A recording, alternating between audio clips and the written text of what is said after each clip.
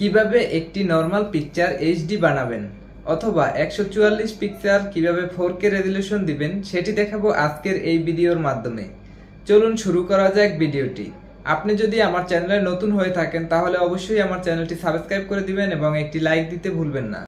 মোবাইলের স্ক্রিনে আসার পরে চলে যাবেন এখান থেকে ফেজ ম্যাজিক অ্যাপসে। এই ফেজ ম্যাজিক অ্যাপসটি আপনারা গুগলের প্লে স্টোরে পেয়ে যাবেন। ফেজ ম্যাজিক অ্যাপসে আসার পরে এখান থেকে স্টার্ট এডিটিং নামে যে অপশনটি আছে সেটাতে একটি ক্লিক করে দিবেন। এটাতে ক্লিক করার পরে এখান থেকে আপনাকে একটি পিকচার সিলেক্ট করতে বলা হয়েছে। এখান থেকে আপনি একটি পিকচার সিলেক্ট করে দিবেন। আমি এই পিকচারটি এখানে সিলেক্ট করে দিচ্ছি। এটা সিলেক্ট করার পরে এখান থেকে আপনারা ইনহ্যান্স নাও এটাতে একটি ক্লিক করে দিবেন। এটাতে ক্লিক করার পরে আপনার সামনে একটি অ্যাড চলে আসবে।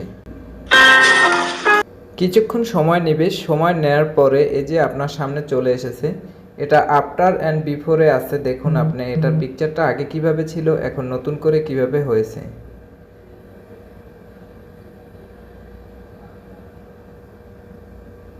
এখানে কিন্তু আমার পিকচারটা অনেক ঘোলা ছিল। এটা দেওয়ার সাথে সাথে কিন্তু পিকচারটা একদম এইচডি হয়ে গেছে। তো এই পিকচারটা কিভাবে আপনারা সেভ করবেন, সেভ করার আগে এটার উপরে কিন্তু একটি ওয়াটারমার্ক চলে আসছে। ওয়াটারমার্কটি কিভাবে রিমুভ করবেন, এই ওয়াটারমার্ক রিমুভ করার জন্য এখানে রিমুভ অপশনে একটি ক্লিক করে দিবেন। রিমুভ অপশনে ক্লিক করার সাথে সাথে কিন্তু চলে যাবে আপনার ওয়াটারমার্ক। এরপর এখান থেকে ডাউনলোড অপশনে একটি ক্লিক করে দিবেন। ডাউনলোড অপশনে ক্লিক করার পরে এখান থেকে কিন্তু একটা অ্যাড চলে আসতে পারে।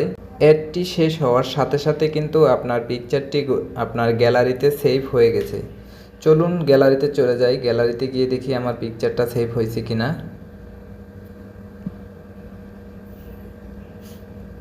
এই যে এখানে কিন্তু আমার পিকচারটা একদম ফুল এইচডিতে চলে আসছে।